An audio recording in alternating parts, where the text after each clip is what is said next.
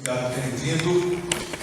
Que bom nós termos mais uma oportunidade para nos ver, nos convida com saúde, podermos aprender mais com a palavra de Deus, termos mais uma oportunidade. Você sabe que a cada dia, quando a gente acorda, Deus está nos dando uma folha em branco, né, para nós preenchermos em branco. A gente escreve o nosso dia todas as vezes que a gente acorda.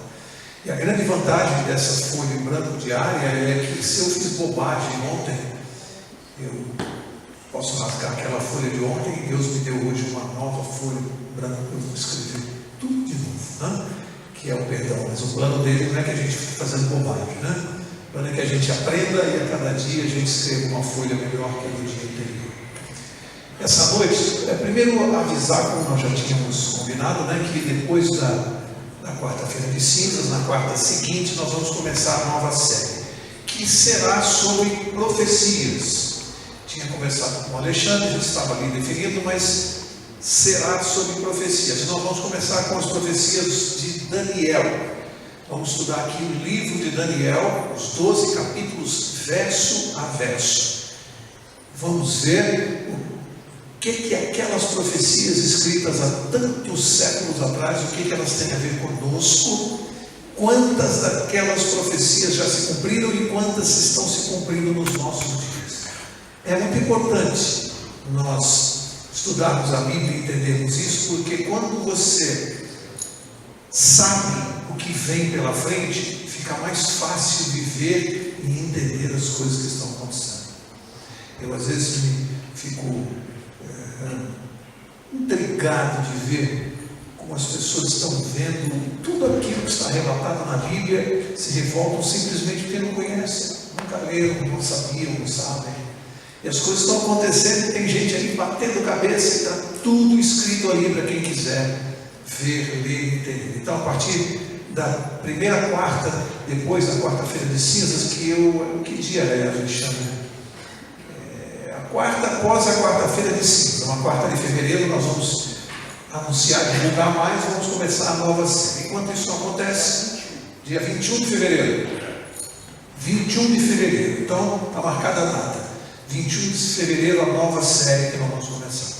Enquanto isso, nós vamos estudando temas que não vimos até este momento em nenhuma das séries anteriores. Assuntos que eu venho colhendo de e-mails, de consultas, de pessoas que nos procuram, e eu tenho procurado aqui, na medida do possível, responder. Essa noite são dois temas. Um deles é mais desagradável de se falar, mas nós vamos tratar dele com todo respeito e da maneira como a Bíblia trata. Afinal, ninguém veio aqui essa noite para saber o que eu penso, o que o Alexandre pensa. Ninguém está interessado nisso. Nós estamos aqui estudando a Bíblia. Então, nós vamos ver o que a Bíblia fala desses dois temas. Primeiro, pode fazer sexo antes do casamento? Pode fazer sexo fora do casamento? Não. E o segundo assunto, homossexualismo. O que a Bíblia diz sobre o homossexualismo? Nós não vamos emitir opinião, não vamos fazer comentários, vamos ver simplesmente como a Bíblia trata esse assunto. Assunto, né? Polêmico, assunto dos nossos dias, e nós vamos mostrar o que a Bíblia diz. Por que isso é importante? Porque eu tenho visto, vocês também, muitos debates, e às vezes a posição dos evangélicos ela é bastante distorcida, e me incomoda quando eu vejo evangélicos como nós, que não sabem defender, ou explicar, melhor dizendo, corretamente o assunto de acordo com a Bíblia. E aí entram em debates inúteis, que não levam a nada, e que só fazem vir mais críticas para a igreja. Nós vamos mostrar o que diz a Bíblia. E é isso que nós temos que colocar quando somos consultados. O que a Bíblia fala a respeito? A nossa opinião realmente não interessa. Então vamos começar pelo primeiro tema, a questão do sexo antes e fora do casamento. Esse assunto, naturalmente, nós recebemos aqui, tanto eu, o pastor, acredito que o Alexandre também, a gente recebe isso mais dos jovens. Os jovens têm, em geral, mais interesse por essa questão. Alguns brincam comigo, como sabem que eu sou advogado, e então alguns brincam assim: Paulo, mas não tem nenhuma brecha nem na lei, não tem uma saída assim, uma exceção, um caso à parte e tal. E eu digo: não tem não tem brecha na lei, mas a questão fica mais fácil de ser explicada quando nós entendemos o que é, qual o contexto que o sexo foi criado, qual é o plano de Deus para a nossa vida.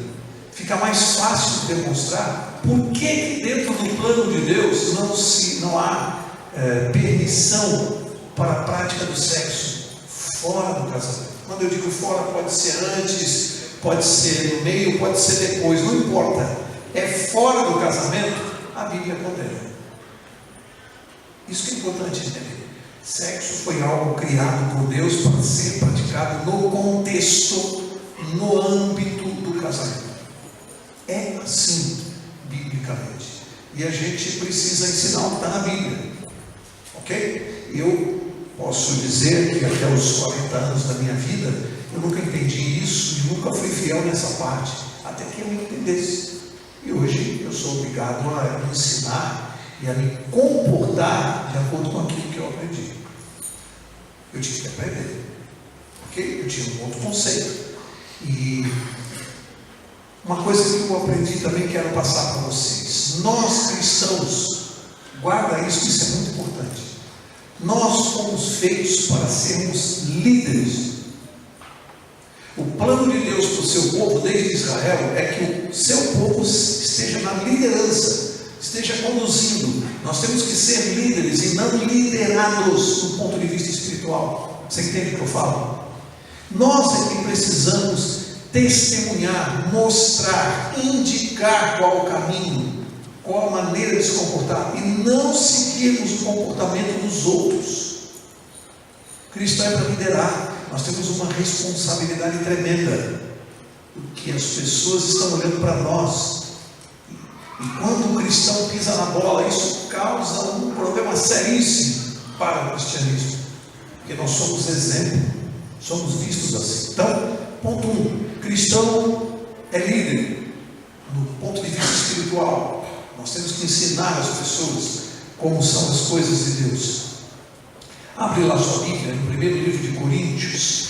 Eu poderia separar alguns outros versos, até tinha feito isso hoje à tarde, mas depois eu achei melhor simplificar e pegar aqui um capítulo onde esse assunto, ele, na minha opinião, foi tratado por Paulo de uma maneira muito clara. Primeira carta aos Coríntios, capítulo 7, onde eu vejo na Bíblia, dentre tantas outras passagens, e são muitas, mas eu vejo uma aqui muito clara, onde Paulo demonstra a questão do sexo dentro do contexto do casamento. Primeira carta aos Coríntios, capítulo 7, vou ler o verso 2. Diz assim: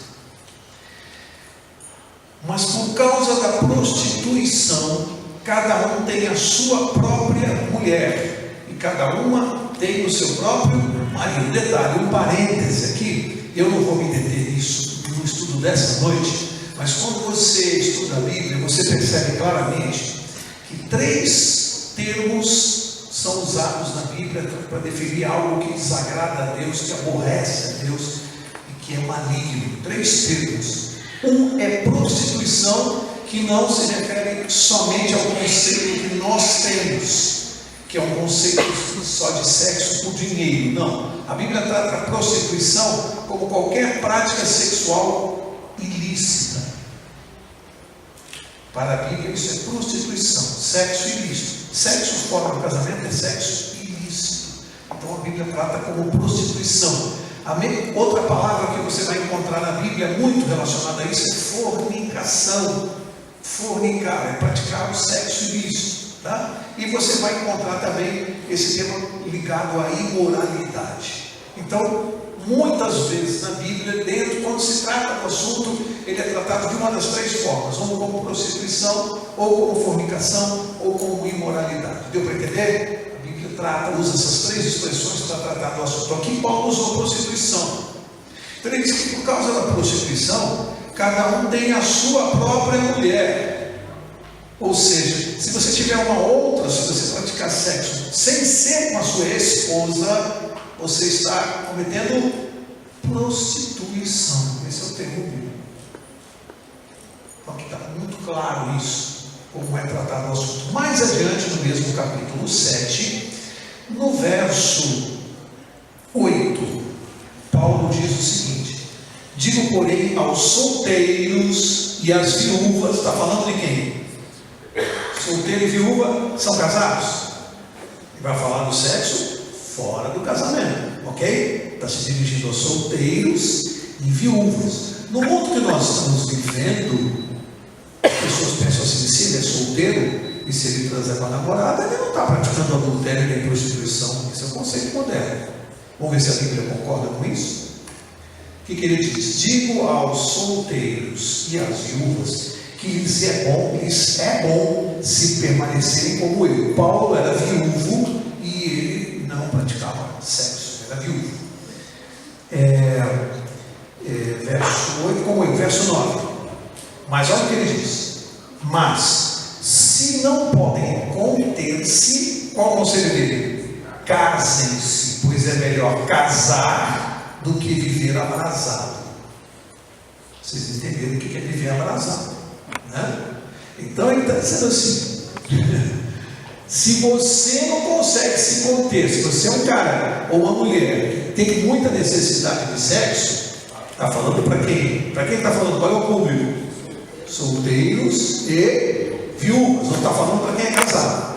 Está falando para esse público que não está dentro do casamento. Ó, se você não consegue evitar, se você não consegue resistir, o que ele manda fazer?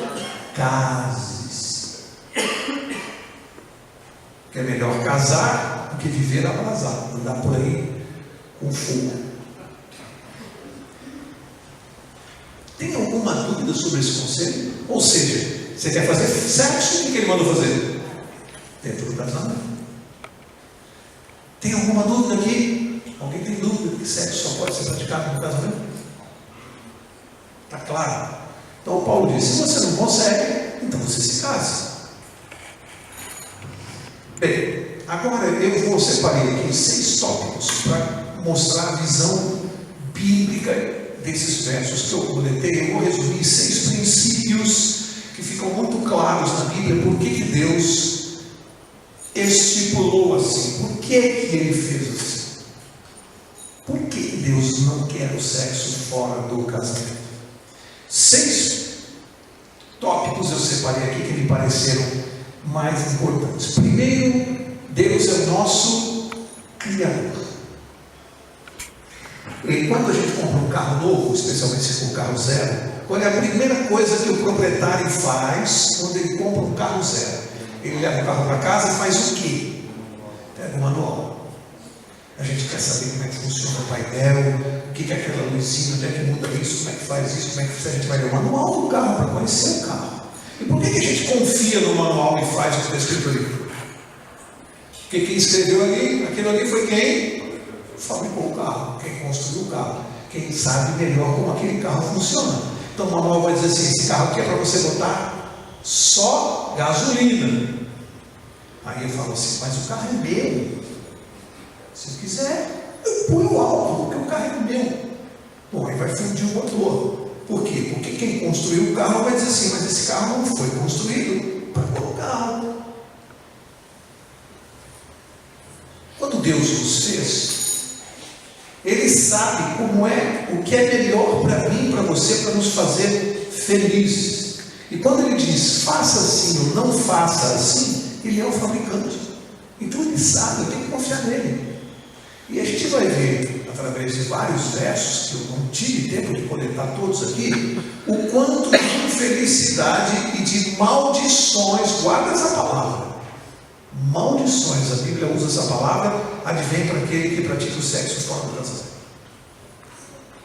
Da mesma maneira que a Bíblia diz que o sexo no casamento é canal de bênçãos, a Bíblia não é que ela sugere, não é que ela manda que os casais façam sexo. É dever, sabia disso? Você sabia disso? Mulheres, esse negócio de dor de cabeça não agrada a Deus, não. Deus não gosta de quem faz antes do casamento e também não gosta de quem não faz durante. É uma ordem de Deus, é um dever do marido e da esposa. Pode ler a Bíblia, você vai ver. Por quê? Porque é um canal de bênçãos. Importante isso. Foi feito para ser feito dentro do casamento. Portanto, Deus, primeiro argumento, Deus é o nosso Criador. Ele tem o manual do fabricante. O manual está aqui. Então, eu tenho que seguir porque Ele sabe melhor o que é bom para mim, não eu. Ele sabe melhor. Outra questão, isso a gente vê muito aí na prática, especialmente conversando com jovens. Grande parte dos solteiros acha que o amor torna tudo legítimo. Eu amo, eu fiz por amor, porque eu amo. Se eu amo, está tudo certo. Eu acho até curioso, né? Quando o sujeito bate na mulher, espanca ou mata e fala assim para o juiz: mas eu fiz isso por amor. Por amor. Você maltrata, bate, mata. É por amor. Como eu amo, eu senti ciúme. Então foi por amor. Tem gente que acha que o amor legitima tudo. Se eu estou sentindo amor, eu posso fazer o que eu quiser. O amor não legitima todas as coisas. Não justifica você dizer eu amo uma pessoa, por isso eu tenho que fazer sexo com ela. Não justifica. Outra questão ligada a essa é que quando você estuda a Bíblia, o amor é um conceito muito mais amplo e ele não se limita ao mero relacionamento sexual. Então quando a gente fala assim, vou fazer amor, não, amor é uma coisa muito maior do que sexo. Amor, o sexo está compreendido dentro do amor, mas o amor não está compreendido dentro do sexo. É diferente. Portanto, há um contexto muito maior quando se fala de amor. Ele não pode se resumir a relacionamento sexual. Tem gente que quando fala assim, te amo, está querendo dizer só assim, gosto de você só na cama.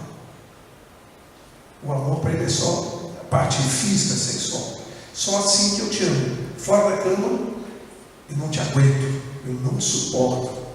Já viu um casal que fala assim, a gente está junto há 20 anos, porque se não fosse o sexo, complicado. Não é essa a visão de Deus.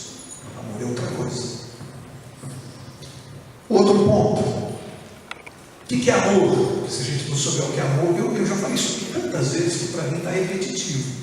Mas como sempre tem gente nova e tem gente que esquece, o que é amor? Qual a definição de amor? Amor não é só um sentimento, ele é mais do que um sentimento. Grande parte das pessoas resume o conceito de amor a sentimento.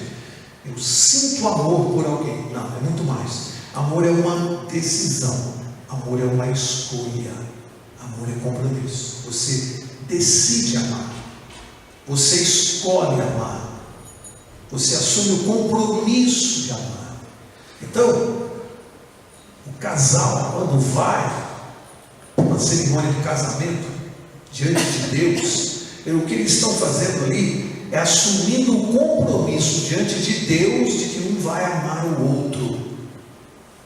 Não é sentimento.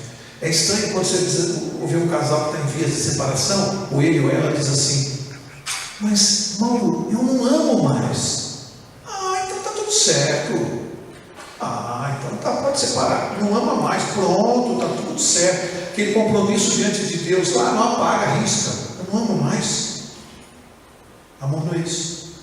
Quando o amor é uma decisão, você decidiu amar para toda a vida. Por quê? Porque não é um sentimento. Não é uma coisa que você acorda e diz, não estou sentindo mais. Eu não sinto mais aquela coisa de pele. É decisão. Quer ver um exemplo? Quando nasce o seu filho, meu filho, naquele momento a gente toma uma decisão de amar aquela pessoa ali, aquele bebê. É para o resto da vida. Faça ele o que ele fizer. Pais de verdade amam seus filhos independente do que eles façam. Você é uma pessoa, você pode não concordar com o comportamento, isso é outra coisa. Eu repreendo meu filho quando ele está errado, mas eu continuo amando, porque eu não misturo a pessoa com o seu comportamento. A mesma coisa tem que ser no relacionamento do casal. Você pode discordar do outro, discutir, se desentender, mas o amor não pode estar nisso, porque você ama a pessoa. É uma decisão. Não pode ficar à mercê da variação do tempo, da lua. Ah, tá magrinha, tá bonitinha, eu amo. Engordou, ficou feia, não amo mais. Que amor é isso? Que amor é esse? Isso não é amor. Isso não tem nada a ver. Amor é escolha, é decisão. Pessoas maduras entendem isso. Relacionamento com alguém maduro, as pessoas sabem que casamento não é brincadeira.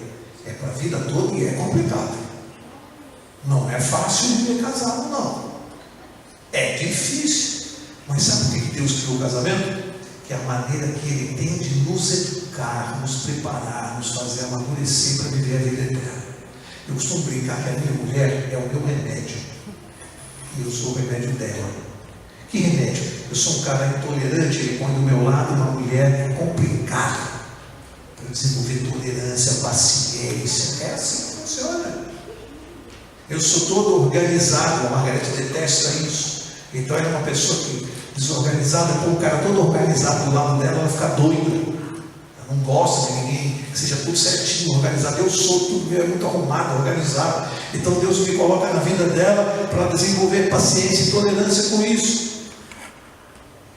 E assim a gente vai caminhando, um sendo o remédio do outro. Deus é sábio, mas a maioria das pessoas não quer saber de remédio, não. Ah, o outro é diferente, não gosta do que eu gosto, então tem que separar. Casamento é compromisso. Quando você entende isso, fica mais fácil entender o sexo. Sabe por quê? Porque se casamento é compromisso, o amor é compromisso, o sexo é uma decorrência desse compromisso. Por isso você só pode fazer sexo com quem você está compromissado. Você se compromete através do casamento. Como esse é um compromisso, o sexo só pode ser feito com quem você tem compromisso. Se você não tem compromisso de casamento, segundo Deus, você não pode fazer. E aí você entende por que a gente não pode fazer, não deve fazer sexo com quem não tem compromisso de casado. Aqui. Que Deus não admite isso. É uma ligação muito mais profunda, muito mais séria. É algo que a gente tem que parar para pensar, para entender. Hoje a gente está vivendo num mundo onde as pessoas são egoístas, cada um quer buscar só satisfação do prazer. Não entende que só se vive em função de prazer. A gente só quer fazer o que gosta, o que quer, o que dá prazer. O mundo não é isso, a vida não é isso. A vida exige resignação, exige que a gente abra mão de muitas coisas em prol da felicidade do outro. Isso é maturidade. É difícil você viver com uma pessoa imatura, uma pessoa que não cresce, uma pessoa, sabe, irresponsável, imatura. É difícil. E o casamento foi criado para que os dois amadureçam juntos. Portanto, está aqui claro na Bíblia, no Coríntios, que o sexo é dentro do casamento. Eu estou dando alguns princípios, vamos mais um. O sexo praticado antes do casamento, entre namorados e tal, ele impede o desenvolvimento de valores que vão tornar a relação muito mais duradoura. Quando a gente está namorando e sabe que não pode fazer sexo, digamos, esse tem que ser a vida do cristão, um casal de cristão, de garoto e a menina. Se eles sabem que não pode fazer sexo, eles vão designar mais tempo, separar mais tempo, para um conhecer melhor o outro em outros pontos: caráter, personalidade, hábitos, educação. que são valores que vão ficar e tornar a relação duradoura. Porque o sexo, a verdade, para quem é casado, é o seguinte: casou, depois de 2, sei lá, 3 ou 5 ou 7 anos, acabou o doce do chiclete. E passa a ser uma coisa legal, muito boa, gostosa, mas não é aquela. É a verdade. E bom e gostoso fazer. Mas não é aquela coisa que a gente tinha antes. O que acontece? O que vai manter o relacionamento diário, às 24 horas, é a personalidade do outro, é o caráter dele, é a maneira de lidar, é o temperamento. Coisa que você deveria ter visto antes de casar. Antes. Depois que está casado, Deus é sábio. Ele tira o sexo do namoro para que você possa observar outras coisas. Você possa, eu sempre disse para os meus 2 filhos antes de se casarem, quando você escolheu uma mulher para se casar, não olha só as qualidades dela, são importantes, mas não. Olha os defeitos e veja se tem algum que você não consegue conviver. Se tiver, não se case. Não se case. Se a pessoa tiver um defeito que você não suporta, não aceita, não se case. A gente gosta de olhar só as qualidades antes de casar. No namoro, só as qualidades. Casou, só os defeitos. A gente olha. Eu sempre disse isso para os meus filhos. Olha se essa pessoa tem algo que você não vai aceitar nunca. Então não se case. Exemplo. A garota está namorando com um rapaz e ele é violento, já mostra esse traço de violência. Jovens, discutem, ou uma palavra, uma agressão verbal, xingamento, puxa o braço, ou então vem o primeiro tapa no rosto. Presta atenção, ele está mostrando quem ele é. Depois de casar, vai apanhar. Não viu antes? Não percebeu que tem traço de violência? Isso tem que ser visto antes. Ah, não, está apaixonado. Então toma o primeiro tapa no rosto. Ah, ele me ama, ele é assim mesmo, foi naquele momento. Vai apanhar a vida inteira. É assim. Tem que olhar, tem que prestar atenção. Não pode ignorar essas coisas. Ah, eu amo. A vida vai mostrar. Portanto, o sexo antes impede que você observe os verdadeiros valores que vão ficar. Ele distrai o casal. Outra coisa, sexo fora do casamento costuma trazer, dentre vários problemas, 2 que eu anotei aqui, gravíssimos no mundo de hoje. Gravíssimos. Gravidez indesejada e doenças sexualmente transmissíveis. Gravíssimo. O que tem de menina grávida com 15, 16, 17 anos, estragando todo o curso normal da vida dela. Era para estar brincando, namorando, se distraindo, está tendo que cuidar de um bebê, amadurecendo antes do tempo, enfrentando uma vida que não é aquela que Deus preparou para ela, e muitas vezes sem o pai. Gravidez indesejada e doenças sexualmente transmissíveis. Cada vez mais aumentam os números, as estatísticas, e não dá para entender, porque no mundo onde o que não falta é informação, internet, televisão, redes sociais, onde não falta informação, onde se seguisse a Bíblia e não se praticasse sexo fora do casamento, todos esses riscos estariam eliminados. Mas mesmo assim, os jovens de hoje, com tanta informação, praticando sexo descuidado, sem proteção. Um absurdo. E aí vem as doenças. Tudo isso não fazia parte do plano de Deus. É só ter seguido o plano de Deus. E por último, eu anotei aqui um negócio que eu não sabia, tá? Fiquei sabendo ao estudar, eu leio muito. Quando eu vou falar de um assunto, eu tiro a semana para ficar lendo tudo sobre aquele assunto. Eu entro na internet, pego a Bíblia, e eu não sabia de uma coisa aqui, estatísticas. Olha só que dado interessante.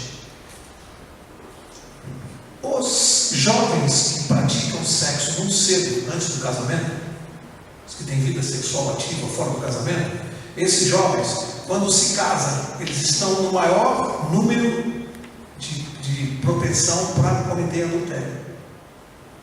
Eu não sabia disso. A maior parte das pessoas que cometem adultério são os que praticaram sexo antes do casamento. Aqueles que se preservaram dificilmente adulteram. Por quê? Por quê? Porque se leva a sério o princípio antes de casar, leva a sério durante. Olha que coisa interessante. As estatísticas, isso aqui não sou eu que estou falando, não. Peguei estatísticas aqui. Só isso já seria suficiente. Eu me alonguei muito nesse primeiro assunto. Vamos passar rápido do segundo, do homossexualismo. Primeira coisa que eu quero dizer, quando eu disse que me incomoda, quando eu vejo alguns líderes religiosos que se perdem nesse assunto, entram em discussões sem sentido, porque a questão é simples, muito simples. Primeiro, nós estamos baseados na Bíblia, então você tem que estabelecer: eu creio na Bíblia, eu sigo o que está nela. Se você não segue, eu te respeito, mas a minha regra de vida é aquela que está lá. Segundo, nós aqui não estamos falando de pessoas, estamos falando de comportamento. A Bíblia manda que nós amemos todas as pessoas, sim ou não? Sim ou não? Está no meio estão os homossexuais, as prostitutas, sim ou não? Claro, a questão aqui não está na pessoa. A Bíblia manda que a gente ame as pessoas. Isso não significa que eu concorde com tudo que elas fazem. É difícil explicar isso para os outros. Então você não ama os homossexuais? Claro que sim, como qualquer pessoa. Agora, me dá o direito de discordar do que ele faz? Eu amo meu filho, não tenho a menor dúvida disso. Quando ele fez bobagem na adolescência, eu discordei claramente. Isso não interfere no amor que eu sinto por ele. Eu amo a pessoa e discordo do comportamento dela. Então eu posso amar, sim senhor, o homossexual, mas não vou concordar com a prática dele. Isso é um direito que eu tenho de não concordar. Isso não é preconceito, porque preconceito é você usar isso para prejudicar a pessoa. Já nem falo de violência, porque isso já é aberração, isso é crime. Não precisa de lei para proteger o homossexual, o Código Penal já protege. Se você bater numa pessoa, é crime, não importa se ele é homossexual ou não. Que bobagem é essa? É crime, não precisa de lei especial. Agora, o que eu não posso é prejudicar a pessoa por causa da opção sexual dela. Então, eu mando embora o funcionário porque ele é gay. Não, isso está errado.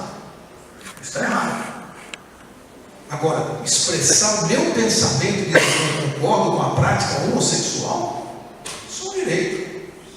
Não tem nenhum problema. O que eu não posso é prejudicar a pessoa, perseguir. Isso sim é preconceito. Agora, opinião não é preconceito. Segunda coisa, nós estamos vivendo quase que uma moderna inquisição. Os meios de comunicação todos, a mídia em geral, os programas jornalísticos, as novelas, os filmes, quase todos fazem uma defesa ostensiva do homossexualismo. Eles impõem isso na sua casa. Qualquer programação, novela, agora tem que ter esse tema. E agora está escancarado, né? Agora tem uma novela aí que eu vi outro dia de relance aí, que o sujeito é um médico e parece que ele está vivendo com outro rapaz e agora vai morar com a mãe. Isso aí é uma novela ali para as crianças verem, normal. Por que os meios de comunicação em geral estão fazendo essa campanha que é quase uma inquisição? Porque grande parte dos homossexuais estão infiltrados nesses meios. Grande parte. Então é quase uma defesa de causa própria. Mas o ponto não é esse, isso não seria de todo o problema. O problema é que aquele que se atrever a dizer assim, simplesmente, eu não concordo com o comportamento, nossa, é massacrado. É massacrado. Só de falar assim, ó, desculpe, viu? Eu amo a pessoa, mas não concordo com o que ele está fazendo. Nossa, é massacrado. Eu quero ler alguns versos para vocês. Quando se diz, e a gente ouve isso com muita frequência, que seria uma condição e uma opção Alguns acham que o homossexualismo ou a homossexualidade ela é uma condição e que então não se pode mexer nisso. Claro que a gente não concorda, porque Deus não cria ninguém nesta condição. Isso é fruto do pecado. O homossexualismo não é história do pecado, como a prostituição, como qualquer outro pecado. A Bíblia define o homossexualismo como pecado. Pronto. Como adultério, como uso de drogas, como bebida, é um pecado. Você dizer que uma pessoa não pode se converter é você menosprezar o poder de Deus. É dizer, Deus não tem poder para fazer um homossexual deixar de praticar. É menosprezar o poder de Deus, dizer, Deus não tem poder para fazer isso. Claro que tem. Basta o homossexual querer, como um drogado, como um dependente de qualquer forma. Claro que tem. Filipenses 4,13, o que diz? Tudo posso naquele que me fortalece. Em Deus eu posso tudo. Eu tenho essa tendência homossexual, eu sinto essa inclinação, eu tenho que buscar em Deus a cura. Ora, se não, amigos, olha só, eu como homem, e já dei meu testemunho várias vezes, eu tenho uma tendência muito forte na atração por mulher. Eu gosto de mulher. Aí outro dia um amigo falou, pô, não tem nenhum problema você gostar de mulher. Eu falei, tem, porque eu gosto muito. Não é muito. Eu gosto demais. Então tem que controlar o impulso, claro. Eu tenho que tomar. É uma coisa que eu tenho que controlar. É uma inclinação muito forte para olhar, é uma coisa que eu tenho que buscar em quem controlar essa minha natureza. Em Deus, é para Ele que eu peço. Senhor, me ajuda. Às vezes passa alguma de um jeito na rua, você não ajuda, por favor. Ajuda. Aí eu falo para ele assim, precisa ter muito Jesus no coração. Mas é uma realidade, eu estou brincando, eu estou falando a verdade. Companheiro, me ajuda aí. Estou inventando alguma coisa? Da mesma maneira que eu dissesse, mas eu já nasci assim, é uma condição, eu vou falar para a minha mulher. Não tem jeito mesmo, eu vou olhar para todas as mulheres que eu nasci assim, é uma condição, ela vai me dar uma bolacha. Moral da história, amigo. Você tem essa inclinação, você busca em Deus domínio próprio. Por isso que a Bíblia diz que domínio próprio é um dom.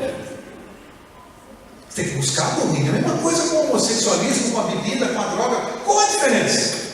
A pessoa que tem uma tendência a gostar de alguém do mesmo sexo tem que controlar, tem que dominar, tem que buscar em Deus força para não fazer. Da mesma maneira que eu não devo adulterar. E para não cometer adultério eu tenho que buscar força em Deus. Porque é uma tendência, é uma inclinação. Eu vejo isso simples dessa maneira. Esse verso aqui eu vou começar a encerrar. Vou ler alguns versos aqui, vou lá muita coisa e vou ler aqui. João capítulo 8.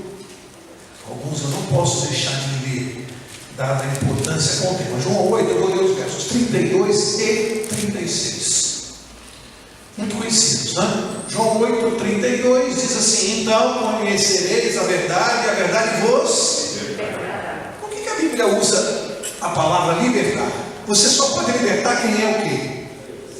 Escravo. Você só pode libertar quem é escravo. Ora, o pecado nos escraviza, seja qual for ele, é uma escravidão. Aí a Bíblia diz, você quando vai a Jesus, a verdade nos liberta. Significa que eu posso ser liberto de qualquer coisa. Qualquer coisa. Através da verdade. Ora, quando eu vou à Bíblia e leio que o homossexualismo é condenado, eu preciso de libertação. A pessoa que é homossexual precisa de libertação. Verso 36. Se o Filho vos libertar, verdadeiramente sereis. Tem libertação para qualquer tipo de pecado? Tem. Se você disser que não, você está dizendo Deus não tem poder. Tem para qualquer pecado. Existe libertação. Pode usar o nome que quiser. Tem um nome aí que, nossa, os caras ficam doidos se você falar em cura gay. Nossa, fala essa palavra aí, diz que é negativo. Não precisa falar cura gay, fala em libertação. Ser liberto. Não precisa discutir. A Bíblia fala aqui, libertação. Levítico capítulo 18. Levítico capítulo 18. O verso que eu quero é o 22. Vê se esse verso deixa margem à dúvida.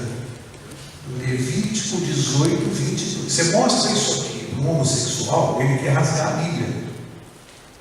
Levítico 18, 22. Diz assim, com homem não te deitarás, como se fosse mulher. É abominação. Aí vem alguns assim, Deus que criou o homossexual, criou o amor. Então, para Deus é abominação. Para Deus é abominação. E ponto final. Essa é a visão de Deus sobre o assunto. Romanos capítulo 1, talvez seja na Bíblia um capítulo que trata de maneira mais completa e contundente desse assunto. Romanos 1, Paulo aqui tirou quase um capítulo para tratar desse assunto aqui, e eu entendo até que de maneira profética. Parece que Paulo estava vivendo nos nossos dias hoje quando escreveu Romanos 1. Eu quero que você leia comigo a partir do verso 24, Romanos 1, 24.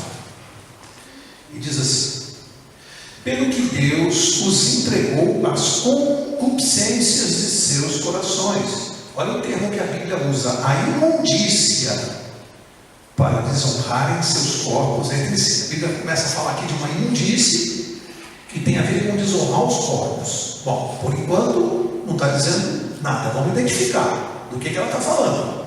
Verso 25: mudaram a verdade de Deus em mentira, honraram e serviram a criatura em lugar do Criador, que é bendito eternamente. Amém. Opa, está falando que aquilo que Deus pensa, o que Ele ensinou, o mundo ia dizer que não é assim. Olha a profecia. Verso 26: pelo que Deus os abandonou às suas paixões. O que diz aí? Infames. O que a Bíblia chama de paixão infame, hein? Até as suas mulheres mudaram o uso natural, ao contrário à natureza. Semelhantemente também os homens, deixando o uso natural da mulher, inflamaram-se em sua sensualidade, uns para com os outros. Olha só, homem com homem, cometendo torpeza e recebendo em si mesmos a penalidade devida ao seu erro. Como é que a Bíblia chama o homossexualismo? Além de prostituição, chama de imundície, paixão infame, uso antinatural. Por que é antinatural? Porque o uso natural do homem é a mulher. Isso aqui é o natural, por isso que ele foi criado. E o uso natural da mulher é o homem. A Bíblia fala, ela apoia o homossexualismo? Deus concorda? Apoia? Se eu sou um seguidor da Bíblia, para mim não tem discussão. Portanto, é simples assim. Ora, eu creio na palavra de Deus e sigo o que está escrito nela. Se a pessoa quer crer em outra coisa, é problema dela. A única questão é quem vai nos julgar. E quem vai nos julgar é o autor dessa palavra aqui. Então quem está correndo risco não sou eu que estou seguindo. Quem está correndo risco aqui não está seguindo. É quem está correndo risco. Olha só, primeira carta aos Coríntios, capítulo 6, outro verso forte. Olha, amigos, eu estou pulando um monte aqui, viu? Tem verso que não acaba mais. Primeira carta aos Coríntios, capítulo 6, eu quero que você veja comigo os versos 9 e 10. Primeira carta aos Coríntios, capítulo 6, versos 9 e 10. Dizem assim: não sabeis que os injustos não hão de herdar o reino de Deus? Não erreis, veja, nem impuros, nem idólatras, nem adúlteros, nem o quê?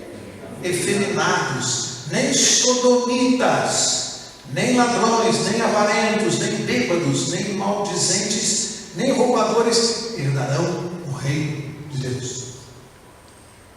Nem efeminados, nem sodomitas.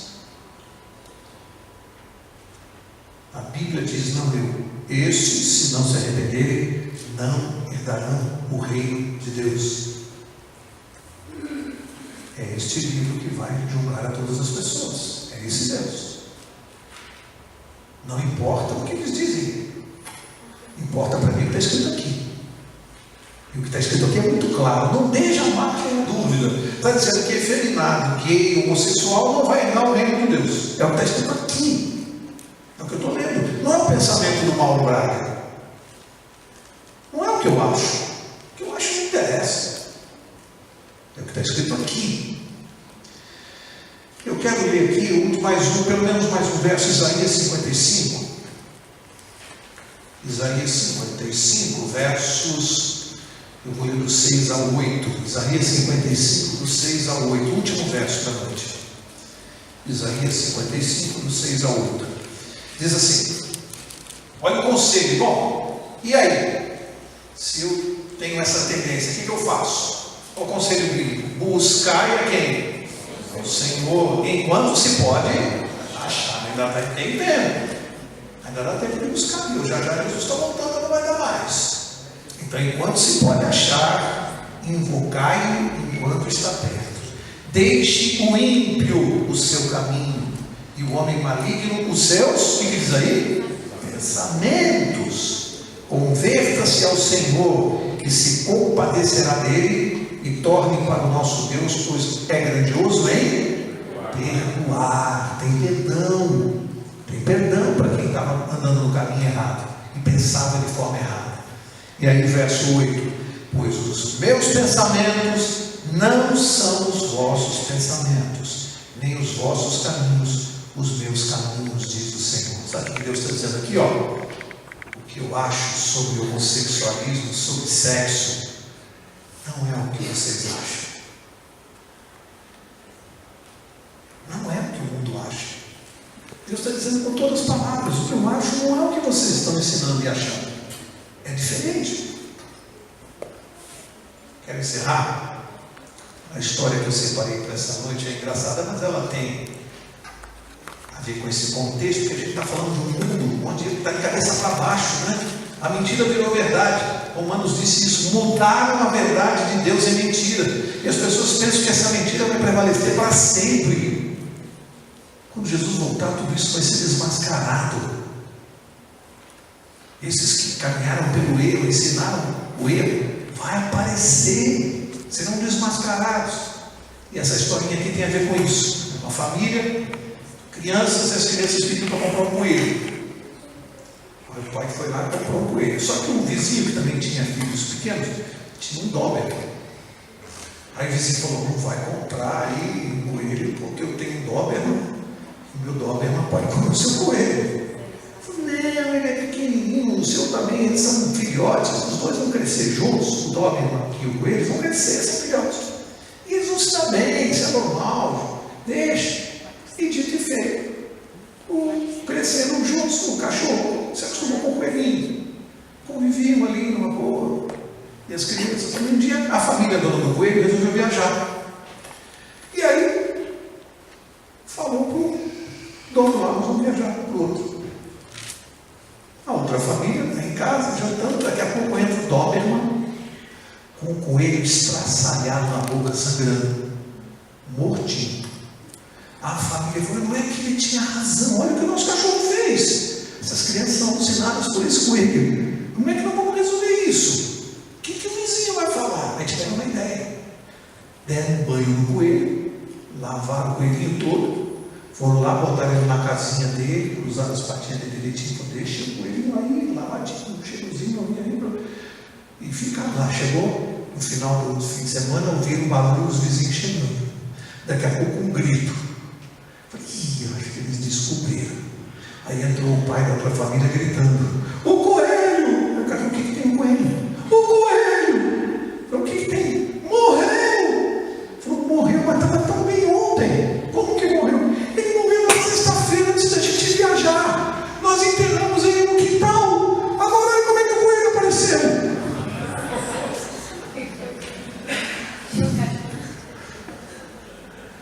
Está vendo como é que é a mentira? A mentira é assim, gente. É assim que as pessoas que estão praticando a mentira vão ficar quando a verdade de Deus vier à tona. É ridículo caminhar na mentira. ridículo caminhar na mentira. Pensou você ser desmascarado assim? Ó, está aqui, estava escrito, eu ensinei durante séculos, estava a Bíblia aí para qualquer vocês pregaram uma mentira, mas não disse. Tudo isso vai ser desmascarado e não vai demorar muito. Deus está voltando, Deus está voltando. Tudo isso vai vir à tona. Tudo isso que o mundo está pregando para nós, ensinando como verdade, vai ser desmascarado. Quanta gente vai passar vergonha? Quarta-feira que vem, mais um tema desses que fogem aqui da nossa série. Vou pedir ao Alexandre para encerrar a conversação e que Deus abençoe cada um de vocês. Vamos orar?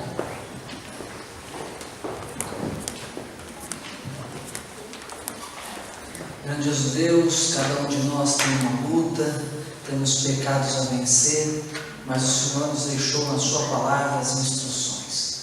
Nos ajude, Pai, todos os dias buscarmos ao Senhor, buscarmos forças e poder naquele que pode resolver todos os nossos problemas. Cuida de nós, despeça-nos na sua companhia, em nome de Jesus. Amém.